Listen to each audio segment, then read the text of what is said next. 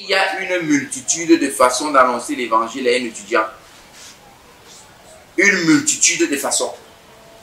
Et je vous encourage à tester toutes les façons que le Saint-Esprit vous mettra à cœur. Donc aujourd'hui, je vais vous procurer un guide qui vous aidera dans votre démarche.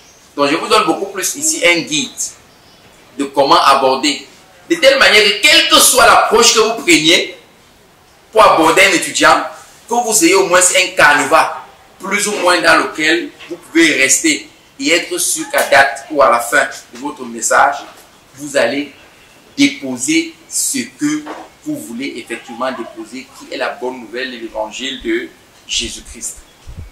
La première des choses que je voudrais dire ici ce soir, c'est que quand tu veux aller vers un étudiant, en plus de ce qu'on a déjà dit, je ne vais pas revenir dans ce qu'on a déjà parlé, la prière, et ainsi de suite.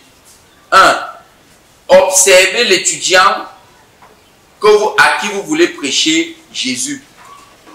Vous voulez prêcher Jésus à un étudiant, non? Je sors, vous sortez, vous êtes sur le campus et vous partez prêcher Jésus à un étudiant.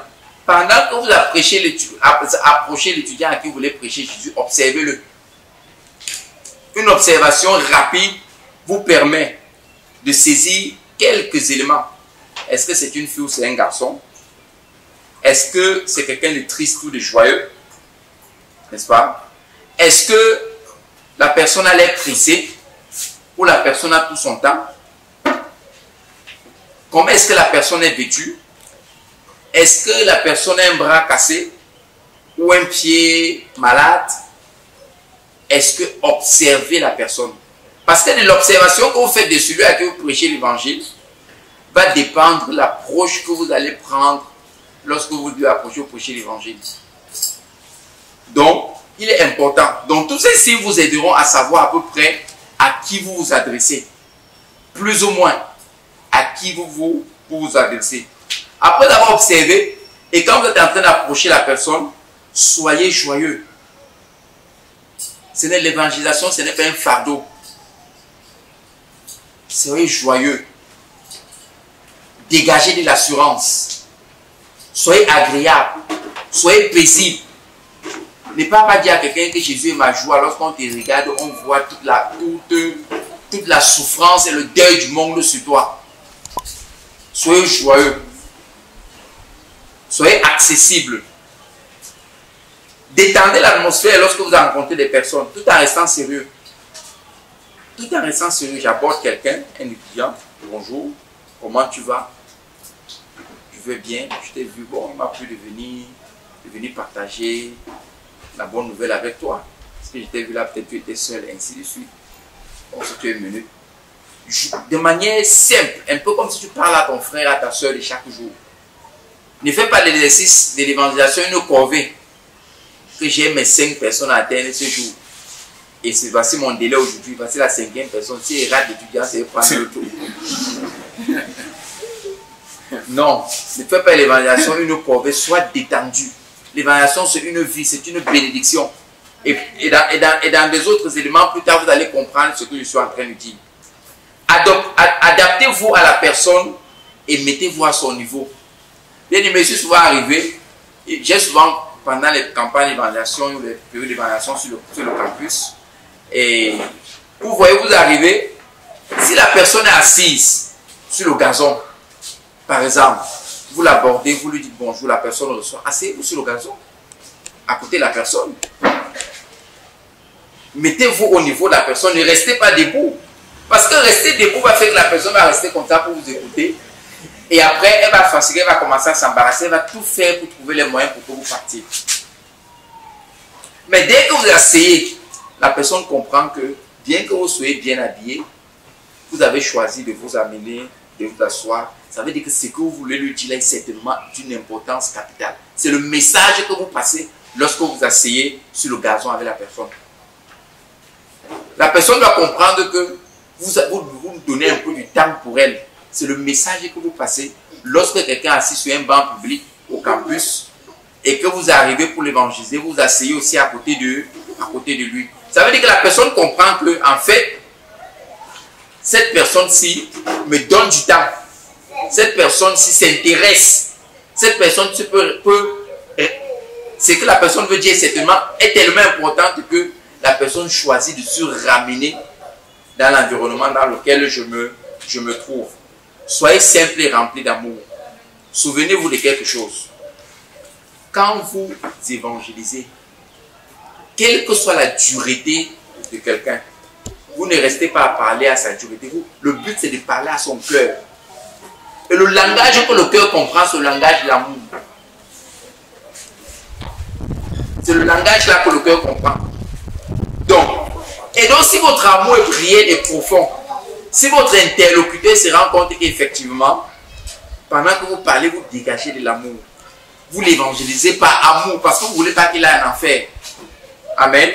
C'est parce que je ne veux pas que tu ailles en enfer que je t'évangélise. Mais je ne te le dis pas. Mais dans ma manière de parler, dans ma manière de faire, votre l'interlocuteur perçoit ça. Et lorsque l'interlocuteur perçoit ça dans votre manière de faire, facilement l'interlocuteur va s'ouvrir à votre message. Vous voyez que vous allez arriver, vous avez identifié quelqu'un, vous avez vu, la personne est assise sur le gazon, peut-être en train de réviser, d'un air peut-être serein, peut-être joyeux ou triste. Vous arrivez, vous le saluez, vous demandez si vous pouvez vous asseoir une minute, vous vous asseyez. Pendant que la personne réfléchit, il va dire oui ou non, vous êtes bien assis. Et vous dites non, je t'ai vu là, comment tu vas, vous commencez. Et d'une manière ou d'une autre, la personne va se dire que depuis que je suis ici, tous les étudiants qui passent, personne n'est venu s'asseoir. Ça veut dire que celui-ci a certainement quelque chose d'important à me dire. Si c'est une fille et que tu es un garçon, elle peut penser à autre chose, n'est-ce pas? Mais la manière dont, dès que tu vas commencer à placer ton message, tu vas comprendre. Et avec amour, la personne comprendra. Donc c'est au-delà de ce que j'étais en train de penser. Donnez des simples paroles d'amour tirées de la Bible. Des simples paroles d'amour. Tirez la parole de Dieu. Je t'ai vu assis et je voulais partager la parole de Dieu avec toi. Par exemple, n'est-ce pas? Le Seigneur Jésus dit, venez à moi, vous tous qui êtes fatigués et chargés, je vous donnerai du repos. Le Seigneur dit, déchargez-vous celui de tous vos fardeaux, car lui-même prend soin de vous. Le Seigneur dit que Dieu a tant aimé le monde qu'il a donné son Fils unique, afin que quiconque croit en lui ne périsse pas, mais qu'il ait la vie éternelle. Amen. Quand vous avez parlé à un étudiant de la sorte et que vous êtes en train de parler à son cœur, même si la personne est froide et n'importe comment, la personne va s'arrêter pour vous écouter. Évitez de dire, selon Matthieu 11, verset 28, venez à moi, vous tous qui êtes fatigués, et vous donner du repos. Et après aussi, Jean 3, verset 16, qui dit qu'à Dieu a tant aimé le monde. Et après aussi, 2 Pierre 5, verset 7, qui dit déchargez-vous celui de tous vos soucis. Après aussi, Romains 5, verset 8, qui dit que Dieu prouve son amour avec vous. Vraiment, ça ne le concerne pas. Tout ce que vous êtes en train de dire là ne le concerne à rien. Ne concerne à rien cette personne-là que vous allez rencontrer. Les références que vous donnez ne lui parlent pas. Ça ne l'intéresse pas. Les références, c'est pour les religieux. Vous n'êtes pas en train de l'envoyer fouiller la Bible. Sauf si vous dites que non, ce que tu dis là, tu as lu ça où? Tu lui donnes une référence. Quand tu vas lui donner une référence, tu ouvres même, tu lui donnes. En ce moment, tu ouvres même, tu lui donnes, il lit. Il va comprendre que non, prochainement, quand tu dis ce que tu dis là, tu dis ce qui est correct, ce qui est écrit. Mais les références là, véritablement, ne le concernent pas. Dites juste la parole du Seigneur, parce que le non-croyant, tout ce qu'il va écouter, c'est la parole du Seigneur. Ce n'est pas les références bibliques. Les références bibliques, c'est pour nous les religieux. Et il ne t'a pas dit que tu manques. Il t'avait dit que tu manques. Tu devais lui montrer que non, j'ai une source de ce que je suis en train de dire. Parce que le but, c'est quoi? C'est lui apporter la bonne nouvelle. Et pendant que tu prêches l'évangile, soyez toujours à l'écoute du Saint-Esprit. J'ai abordé un étudiant. Je me suis assis avec lui. J'ai commencé à lui parler, à manifester de l'amour et de l'intérêt pour lui, en lui disant quelques paroles, quelques versets tirés de la parole de Dieu. Pendant que je lui parle, j'écoute. Parce que vous avez dit que c'est un œuvre spirituelle. Et toute œuvre spirituelle est pilotée par le Saint-Esprit. Donc je ne me déconnecte pas du Saint-Esprit. Et parce que je ne me déconnecte pas du Saint-Esprit, quel que soit ce qui est là, il faut résister à l'émotion de la peur. Parce que la peur, c'est une émotion. Je crois que vous avez vu comment vaincre la peur et la timidité, n'est-ce pas? La peur, c'est une émotion. Donc, face à certaines situations, de manière volontaire ou involontaire, tu as peur, n'est-ce pas? Mais il faut résister à la peur. Parce que la peur vient te déstabiliser et t'empêcher de faire ce pourquoi le Seigneur t'a appelé. Et quand vous êtes avec la personne en train de prêcher l'évangile, vous pouvez être seul, vous pouvez être à deux, vous êtes en train d'apporter l'évangile. Évitez de dire, genre, bien-aimé, il n'est pas un bien-aimé. Est-ce qu'il est un bien-aimé? Et il dit, mon frère, il n'est pas ton frère. Il dit, ma soeur, elle n'est pas ta soeur. Peut-être c'est ton camarade. Il dit, mon cher camarade. C'est une demoiselle, tu dis, ma demoiselle. N'est-ce pas? Sinon, quelqu'un va vous demander un juta, est-ce que toi et moi, on est les frères et les soeurs? Donc, il faut éviter des courtoisies qui peuvent vous embarrasser par la suite. Dites ce qui est. Ne cherchez pas à, comme il disait, à flatter. Non, l'évangile, ce n'est pas la flatterie. On va voir ça plus loin. Ce n'est pas la flatterie. Pendant que tu prêches, ne cite pas un verset biblique et tu dis Alléluia, le seulement. Non. Parce que ça fait trop église. La personne risque de laisser le message que tu es en train de lui apporter. Parce que tu n'as pas une prédication en masse. Où les gens, où tu as invité spécialement les gens. Et qu'ils sont venus, se sont assis. Et ils savent que non, ici, là, on est venu écouter la parole de Dieu. Tu as surpris quelqu'un qui est sorti de sa maison. Qui n'était pas préparé à te rencontrer. Mais qui t'a rencontré. Et tu commences à lui parler du Seigneur véritablement. Il faut éviter de dire les Alléluia et de dire les Amen. Gardons ça pour l'église. Gardons ça pour l'église. C'est très important. Essayez pendant que vous êtes en train de prêcher à la personne, trouvez des points communs. Parce que les points communs peuvent vous aider à mieux recadrer votre message de l'évangile. Je prends par exemple, vous êtes en train de parler à quelqu'un sur le campus et vous identifiez la personne comme quelqu'un qui joue au volley. Et que vous-même vous êtes quelqu'un qui pratique plus ou moins le volley. Et pendant que vous avez causé, vous avez identifié ça peut-être dans un dit la personne et tout. Ah, partez du volley. Pour montrer à la personne que vous n'êtes pas déconnecté de la société. Vous comprenez? Vous n'êtes pas déconnecté de la société. Vous vivez dans la même société qu'elle.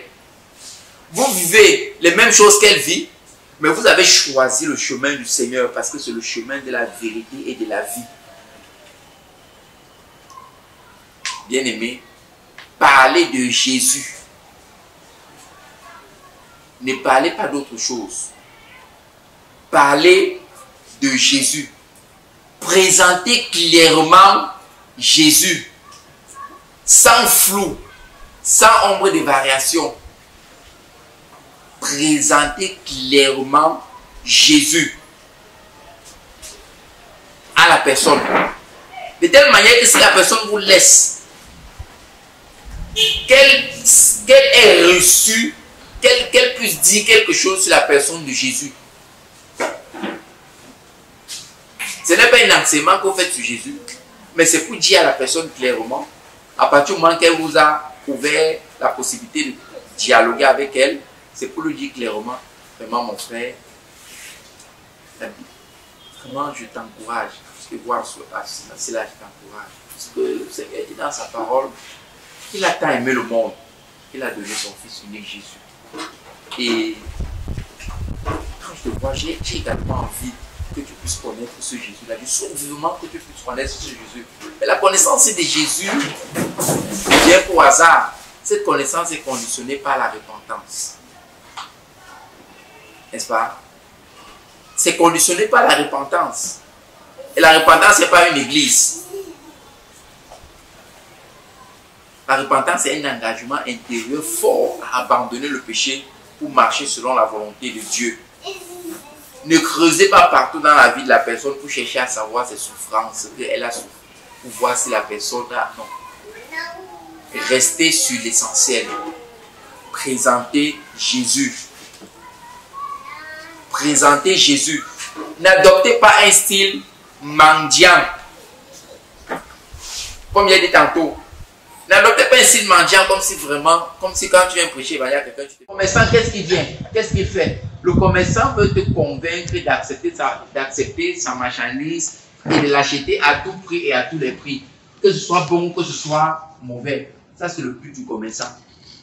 Mais toi, parce que tu n'es pas un commerçant, et que toi, tu sais que ce que tu fais est la vérité, ton but, c'est quoi? Ton but, c'est de manière relaxe, avec beaucoup d'amour, avec beaucoup de joie. Et tu es convaincu, c'est de dire à la personne, Jésus t'aime. C'est Dieu à la personne qui t'a tant aimé, qu'il est venu, il est mort sur la croix pour tes péchés. C'est dire à la personne que le seul moyen d'éviter la condamnation à venir, c'est la repentance.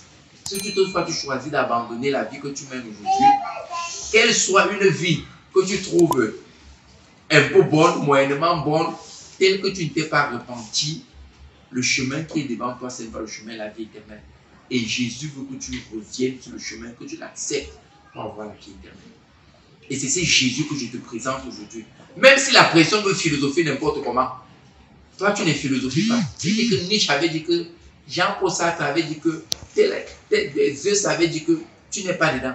Tu dis que oui, toutes ces personnes avaient dit que, mais Jésus a dit que, n'est-ce pas?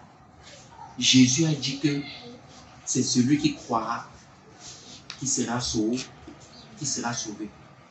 Donc si tu ne crois pas, si tu ne te répands pas, tu ne peux pas être sauvé, tu ne peux pas avoir la vie éternelle. Est-ce qu'il a fait la guerre avec la personne? Est-ce qu'il a flatté la personne? Non. Mais dans mon approche, je lui ai tout simplement dit la vérité, sans le désir de le flatter, parce que je ne te flatte pas pour que tu reçoives l'évangile. Je te prêche l'évangile de manière claire. Et je te demande de faire le choix de recevoir Jésus. Parce que moi, j'ai fait ce choix. Et je crois que c'est le meilleur choix possible qui existe sur la terre. Et je t'encourage à faire ce choix. Donc, je ne te flatte pas seulement. Et je ne te flatte pas aussi. Et je n'adopte pas aussi un style apocalyptique. N'est-ce pas? Le style apocalyptique, c'est quoi? C'est l'enfer demain matin. Comme tu refuses là, c'est l'enfer. Et je ne suis même pas sûr que tu vas arriver chez toi ce soir. Si un musulman te cogne en dos, tu vas dire quoi? C'est l'enfer. Pourquoi tu refuses? C'est l'enfer qui est devant toi. Non.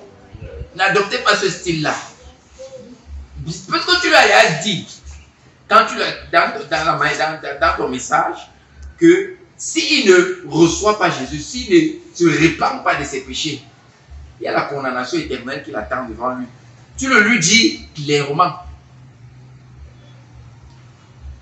Mais ne sois pas frustré parce qu'il n'a pas reçu Jésus. Tu voulais checker ton boss que tu es une personne qui a confessé Jésus ce soir. Tu ne peux pas avoir dans tes statistiques que tu es une personne. Ne sois pas offusqué et commencer à dire que tu vas aller en enfer, mon frère. Comment tu peux refuser Jésus? Depuis on te prêche sur le campus, tu ne comprends pas. Tu vas aller en enfer. Non. Ce n'est pas toi qui vas aller en enfer. Parce que Dieu a peut-être permis que il va te traverser, il ne va pas donner sa vie. Demain, Denis va seulement le voir dans un coin, il va lui dire que Jésus, ta vie va se repentir. N'est-ce pas?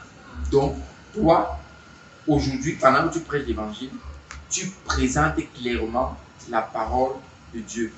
Parlez-leur également de ce que vous vivez, afin de leur donner la soif de Jésus. Parlez-leur de ce que vous vivez. Vous vivez quoi? Quand quelqu'un, tu t'assois avec quelqu'un, tu commences à causer avec la personne, un jeune comme toi. Il dit que moi aussi je suis jeune comme toi.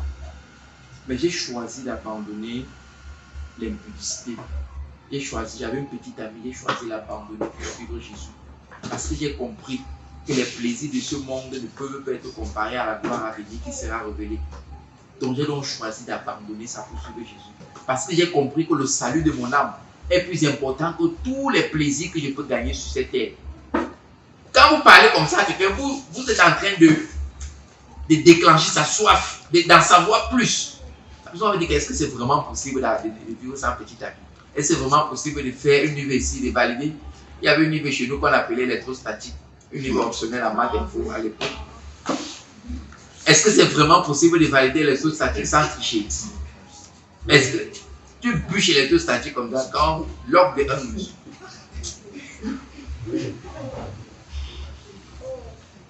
N'est-ce pas? Mais lorsque tu lui parles, la personne comprend. Soyez encourageants quand vous prêchez l'évangile. Soyez encourageants, ne soyez pas des défaitistes. Ne soyez pas des gens qui écrasent les autres par votre évangile. Encourager les autres, encourager la personne à donner sa vie à Jésus. Vraiment, à la suite de ce que je t'ai dit, je t'encourage à connaître le Seigneur. Je t'encourage à te repentir. Je t'encourage à réfléchir au message de l'évangile. Je t'encourage à réfléchir sur la notion de la repentance et à changer de vie, à venir à Christ, n'est-ce pas? Encouragez, encouragez et répondez avec douceur aux arguments contraires et aux moqueries. Ne vous offusquez pas. Parce que je vous ai dit que c'est une bataille spirituelle. Donc ne te fâche pas que la personne utilise aussi ses armes contre toi. Ou que Satan inspire des armes à la personne pour les utiliser contre toi. Non, ne te fâche pas. La personne se moque de toi avec un sourire plein d'amour. Tu dis à la personne que même de Jésus on s'était moqué. Mais l'une des personnes qui s'est moquée de Jésus, le jour où on a crucifié Jésus, a regardé à la croix et a dit certainement cet homme était le fils de Dieu. Donc peut-être que tu te moques de moi aujourd'hui, mais il est possible que le message que je suis en train de te dire là soit le message qu'il faut que tu considères. Considère véritablement le message que je suis en train de te dire. Je n'ai pas fait de grandes études comme toi. Je n'ai pas lu les grands livres comme toi. Mais je sais une chose, c'est que Jésus, et le Jésus qui te dit là, c'est lui qui te sauve. Répands-toi, donne ta vie à Jésus. Je l'ai ramené au message de l'évangile, amen. Est-ce qu'il a insulté? Est-ce que je me suis fâché? Est-ce que ça m'a pris 30 secondes? Est-ce qu'il est en train d'un débat avec lui? Pas besoin. Il est entré dans ces débats finis. Quand c'est mon temps de parole, je reviens sur le message de l'évangile. Je ne sors pas, je ne le suis pas dans ces débats. Je ne lui dis pas que tu as peut-être raison, hein, puisque le livre là, comme c'est 66 livres, d'autres Bibles aussi, plus on les livres, vraiment la Bible là, mais ce n'est pas, non, je n'entre pas là-bas avec lui. Parce qu'il peut être plus outillé que là-bas que moi. Mais là où je sais que je suis outillé, c'est là où j'ai la conviction de ce que le Saint-Esprit a mis dans mon cœur. Et je le lui transmets. Donc, ne vous laissez donc pas intimider, je l'ai dit, ne vous laissez pas déstabiliser. Vous n'êtes pas des vendeurs, mais donnez, vous êtes des donneurs gratuits. Celui qui vend, il fait tout pour que tu achètes, parce qu'en récompense, il a l'argent. Mais toi, tu donnes gratuitement. Et quelle est cette personne qui doit donner gratuitement, avoir peur de donner gratuitement? Au contraire, quand tu donnes gratuitement, tu es au-dessus. Tu te sens, comment? Plein d'assurance, plein de zèle, plein d'amour. Je donne gratuitement. Quand il te prête Jésus, tu ne me donnes pas rien. Mais peut-être te donne la vie éternelle si tu la reçois. Donc, ayez cette assurance en vous, bien-aimés. Sachez que vous êtes en train de donner gratuitement. Et celui qui donne doit être au-dessus. Et parce que vous donnez gratuitement, soyez plein d'assurance.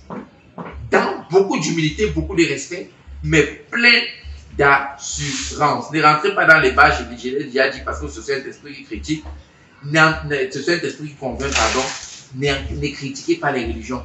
Ne dites pas comme les catholiques prient Marie, là, c'est pas ce que la Bible dit, ce n'est pas pour ça. Parce que celui qui demande toi, peut-être c'est un catholique que tu veux ramener. Mais pourtant, c'est un catholique fervent prieur de Marie. Tu commences à dire que Marie, là, vraiment, c'est les histoires. Marie, là, non, est-ce que c'est ce que Jésus t'a dit? Tu as vu ça quand Jésus prêchait, il a commencé à dire que telle chose, c'est les histoires. L'apôtre Paul est parti prêcher en Éphèse. Il est arrivé, il a vu les dieux. Les Éphésiens avaient tellement de dieux que, il y a un autre hôtel, on avait dit, bon, un dieu inconnu. S'il y a un dieu que l'on n'a pas identifié là, c'est lui ici. Chacun peut coller le nom de son dieu à cet hôtel. Mais quand il est arrivé là-bas pour prêcher, est-ce qu'il a commencé à leur faire une comment je veux dire, à leur opposer à leur Dieu? Non. Il leur a apporté Christ et Christ crucifié. C'est tout. Et les gens se sont mis à croire. Et parce que ça ne procurait plus de gain à Démétrius a donc saisi l'apôtre Paul pour l'amener au tribunal. Parce qu'il ne pouvait plus vendre ses idoles. Donc c'est pour dire que ne critiquez pas les religions, c'est pas important. Ou les catholiques, ou les baptistes. Et quelqu'un comment dit que les catholiques disent que ce n'est pas la religion, mon frère. La religion ne peut pas te sauver. Et ne prêche pas la religion, je te prêche Jésus. Parce que c'est le seul nom qui a été donné dans les cieux, sur la terre, par lequel nous devons être sauvés. C'est ce que la Bible nous dit. N'est-ce pas? Donc c'est ce nom que je te prêche, c'est le nom de Jésus. Est-ce que je suis entré dans la guerre avec lui? Est-ce que depuis là j'ai débattu avec lui? Mais pourtant, je reste au contrôle de mon message. Ne rebondissez pas forcément sur les choses que les personnes vous disent pendant que vous prêchez pour lesquelles vous n'êtes pas d'accord. N'est-ce pas? Ne rebondissez pas forcément. Vous êtes en train de prêcher à quelqu'un. Après, vous dites que non, vraiment, non, ce que tu dis il est pertinent. Et C'est pour ça qu'on me pense que Jésus était vraiment un noir, parce que les noirs sont plus bons que les blancs. Et tu veux rebondir dessus pour dire que non, Jésus n'a pas dit, Dieu a dit qu'il n'y a pas de race, il n'y a pas de couleur. Ne rebondis pas dessus, est-ce que c'est important? Tu reviens, tu dis que justement c'est ce qu'il était en train de dire là. Que ce Jésus dont je suis en train de parler, que toi-même tu vois que tu identifies qu'il est un bon là, de quelque part que ce soit qu'il vienne et qu'il se trouve, il est important que tu le reçoives dans ton cœur comme ton Seigneur et ton Sauveur personnel. Je n'entre pas moi dans les débats. Parce que dans les débats, je peux moi ne pas m'en sortir. Je n'entre pas dedans. Donc n'entrez pas dans les débats. Parlez clairement. Allez droit au but. Soyez précis. Ça fait qu'en 1 minute, vous pouvez trouver quelqu'un, vous le prêchez l'évangile et vous partez. 1 minute. Je trouve quelqu'un qui est assis. Bonjour, comment tu vas? Je t'ai trouvé assis, je m'assois à côté de la personne. Je t'ai vu assis, j'ai eu à cœur de vouloir partager l'amour de Jésus avec toi. Parce que la Bible, j'ai toujours la lutte des prédications en public. Parce que le Seigneur Jésus dit que Dieu a aimé le monde qu'il a donné son Fils unique, afin qu'il comprend lui ne périsse pas, mais qu'il ait la vie éternelle. Et ce Fils unique-là, c'est Jésus. Et c'est ce Jésus que je suis en train de t'apporter ce soir. Et pour que tu puisses avoir ce Jésus-là, il faut que tu te répandes de tes péchés. Parce que le salaire du péché dans lequel tu te trouves, fut-il petit, fut-il grand, c'est la mort. Le don gratuit de Dieu, c'est la vie éternelle. Si tu te répands, Jésus te pardonne tes péchés et il te donne une place au ciel. Est-ce que tu as déjà pensé, même si la personne te chasse, tu as parlé de Jésus et tu lui as présenté clairement Jésus sans entrer dans les débats. Donc, ne perdez pas dans votre temps avec les gens qui ne veulent rien savoir. Tu commences à parler de l'évangile à quelqu'un, la personne dit qu'il faut marocain, il ne veut rien savoir. Qui avec les trucs de Jésus là. Ne perds pas le temps avec la personne. Dès que tu as insisté une fois, la personne continue à te chasser. Laisse la personne bien aimée. Même Jésus a dit que si vous allez dans une ville, quand tu vas entrer dans une maison, dis que la paix de Dieu soit sur elle. Donc dans ton cœur, quand tu vois un étudiant, tu peux dire que la paix de Dieu soit sur toi. Sans pourtant lever la main, dire que tu le dis dans ton cœur. Et Jésus a dit, si cette maison est digne de recevoir ta paix, elle va faire comment? Elle va t'ouvrir la porte, tu vas entrer. Mais si elle n'est pas digne de recevoir ta paix, toi tu secoues la poussière et tu repars. Donc un étudiant qui te parle, dis-lui seulement que le Seigneur te bénisse et tu pars. Même si c'était le dernier étudiant qu'il fallait que tu prennes le soir là pour que le lendemain tes statistiques soient correctes et communes, laisse. Amen. Laisse. Tu vas te rattraper une autre fois. Donc, il ne faut pas entrer dans les idées telles que Dieu égale les religions. Non. Si quelqu'un dit que Dieu égale les religions, tu dis que non, pour toi, tu penses que pour toi, Dieu, c'est une relation de vie personnelle avec toi. Et cette relation de vie que je t'apporte, je ne sais pas ce que les religions pensent de Dieu, mais moi, je sais qu'en ce qui me concerne, j'ai une relation particulière avec mon Dieu, avec mon Jésus. Et c'est cette relation particulière et personnelle que je vous apporte. Amen. Amen. Donc, quand tu restes dans ce couloir-là, tu vas te rendre compte que tu vas finir par arriver au point que tu t'es fixé. N'hésitez pas à témoigner, il l'a dit tantôt, pendant que vous parlez, priez dans votre cœur. Soyez plein de foi et d'assurance. Comme je vous ai dit, vous êtes celui qui donnait. Et si vous êtes celui qui donnait, parce que vous êtes celui qui donnait, vous êtes au-dessus. Vous êtes la personne à bénir, vous êtes la personne heureuse. Donc, quelqu'un qui donne ne doit pas avoir peur. Mais je te donne gratuitement. Je n'ai pas peur que tu vas me faire. Non, je te donne. Donc, j'ai un étudiant à qui je veux donner la parole de Dieu. Puis je m'approche et je lui donne la parole de Dieu. Prêchez la repentance. J'insiste encore là-dessus. Quand prêchez la repentance, j'ai dit que l'évangélisation, c'est la prédication de Jésus-Christ et Jésus-Christ crucifié. Prêchez la repentance. Ne prêchez pas le succès, l'évangile, la prospérité, les bonnes œuvres. Que non, sur une échelle de 10 au moins. Non, prêchez la repentance. Regardez un peu l'exemple de Jésus et l'homme riche. C'est quand Jésus a prêché la repentance à l'homme riche que l'homme riche est parti. Hein. Les bonnes œuvres, il était nickel. Jésus ne l'a pas reproché. Parce qu'il a dit qu'il fait toutes ces choses depuis ma tendre enfance. Jésus a dit qu'il reste une seule chose. Quand tout est bien sur moi, Jésus l'a touché au cœur de son problème. L'attachement à l'argent. L'amour de l'argent, il fallait qu'il te laisse, qu'il abandonne pour suivre Jésus. Il est parti un peu comme ça. Prêcher la repentance, l'abandon du péché. Tu dois abandonner ton péché pour suivre le Seigneur. Tu dois relâcher.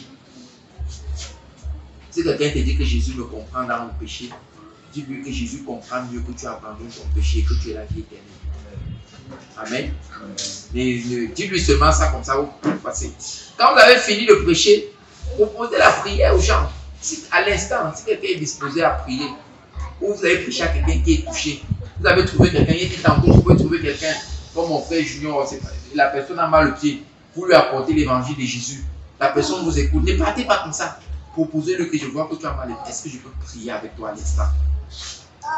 Il dit que non, tu dis que j'ai l'habitude de le faire comme ça. Je prie souvent comme ça, même en public, c'est pas un problème. En tout cas, moi, je prie souvent en public, c'est même un problème. Donc, si tu veux, on prie même les yeux ouverts, ça ne dérange pas.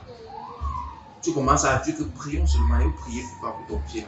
Tu commences à prier pour lui, tu demandes au Seigneur, Seigneur Jésus, je prie pour lui, je prie pour lui, je prie pour lui. Donc, proposer la prière, ne dis pas seulement que je vais prier pour toi, non.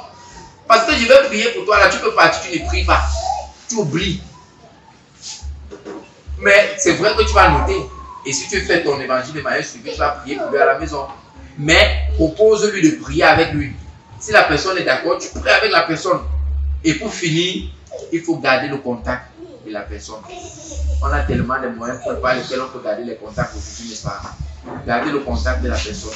Vous pouvez garder le contact de la personne par WhatsApp. Vous prenez son numéro de WhatsApp, n'est-ce pas? Vous pouvez garder le contact. Il y a plusieurs façons vous pouvez garder le contact de la personne. Vous êtes les jeunes, n'est-ce pas? Et que bon, vraiment, ça c'est notre première rencontre. On peut faire un selfie ensemble. Tu prends ton téléphone, tu te fais un selfie. Après, tu lui envoies ça par WhatsApp pour l'encourager. Vraiment, je suis content de notre première rencontre et tout. Si vous avez un traité, laissez toujours une marque avant de partir. Si vous avez trouvé quelqu'un qui est disposé à vous recevoir, ne donnez pas au traité au début.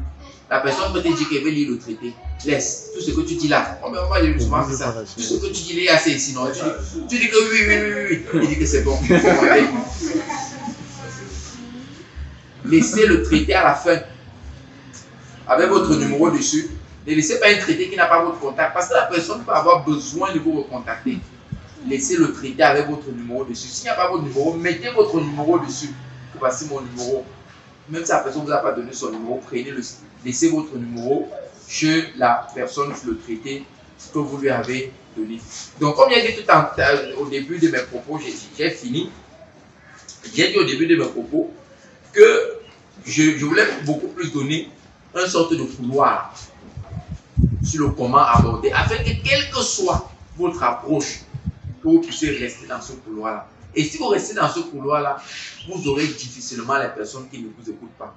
Sauf s'ils décident de vous chasser, vous partez. Mais s'ils sont disponibles à vous écouter, vous les parlez. Tout en restant focalisé sur Jésus.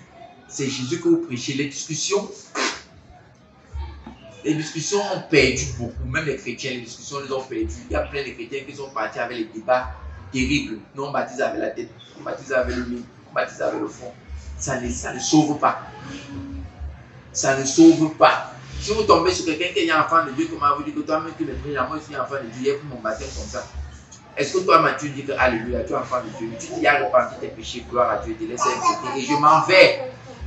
Je ne peux pas monter avec toi parce que tu vas me perdre le temps. Je ne peux pas monter avec toi. Ce n'est pas un challenge de spiritualité. Tu es enfant de Dieu, gloire à Dieu, tu t'es baptisé comme tu me dis, gloire à Dieu. Je te donne un traité, voilà mon contact.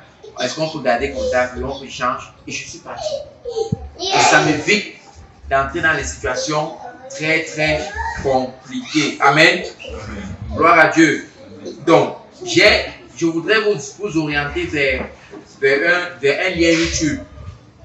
50 conseils pratiques. C'est là où j'ai tiré beaucoup plus de ces conseils. C'est 50 conseils pratiques pour ceux qui veulent évangéliser. C'est Jérémie Soudril, c'est sur YouTube. Donc vous pouvez retrouver le lien, vous allez retrouver ces conseils même de manière encore plus détaillée. Et je vous encourage de temps en temps à aller sur le site de Jérémie Soudril. Il a les émissions qu'il appelle Go, où il donne beaucoup d'astuces sur l'évangélisation de manière pratique, l'évangélisation dans la rue, l'évangélisation au contact et tout ça. Quand vous avez un peu de méga, allez sur YouTube, tapez Jérémie Soudril ou AMC TV, vous allez regarder, vous allez voir les émissions Go. Il a beaucoup de sites, beaucoup d'émissions qu'il a fait qui sont des ressources véritablement importantes pour l'évangélisation. Amen. Soyez bénis au nom de Jésus. Donc je vais m'arrêter là ce soir pour notre message. Et je crois que nous avons saisi plus ou moins par quoi commencer. J'ai dit que nous devons commencer par la prière sur 3 axes. Le premier axe, prier par rapport à nous-mêmes afin d'être équipés spirituellement parce que l'évangélisation c'est une œuvre spirituelle. Le deuxième axe, prier pour le champ missionnaire afin que Dieu prépare le champ, que ce soit une bonne terre où lorsque l'évangile sera déposé, qu'elle puisse produire le fruit. Troisième axe, prier de manière spécifique pour l'étudiant afin que les barrières spirituelles et les obstacles qui empêchent que l'étudiant puisse connaître Jésus tombent et qu'il reçoive Jésus.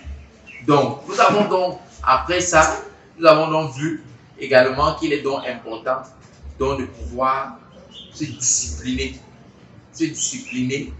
dans la manière d'aborder, être vrai, être simple, être naturel, être rempli d'amour pour celui à qui on prêche l'évangile, ne pas entrer dans les discussions qui vont nous faire, mais se rassurer qu'on a prêché Jésus et Jésus crucifié, c'est-à-dire la mort, la repentance, la résurrection et l'avènement du Seigneur Jésus, de manière claire. Ça peut être en 1 minute, ça peut être en 2, ça peut être en 5, ça peut être en 30, selon le temps que nous disposons avec la personne. On prêche l'évangile de manière précise, de manière claire. Et à la fin, on invite la personne à prier. Si elle est d'accord à prier, priez avec la personne, même si c'est en haut. Retirez pas la personne à côté de la haut. Priez avec elle, les yeux ouverts. Jésus entend la prière et ça marque la personne. Ça montre que vous êtes sérieux dans ce que vous êtes en train de faire. Vous n'avez pas peur de la foule, vous n'avez pas peur des regards. Ce qui est correct, vous croyez qu'il faut le faire, vous le faites. Et par la suite, donc, garder le contact, c'est important pour pouvoir rappeler la personne, encourager la personne. Soyez bénis au nom de Jésus. Nous allons prier. Notre Dieu et notre Père, nous te disons merci pour la parole de Dieu que tu nous as donnée ce soir. Tu nous encourages.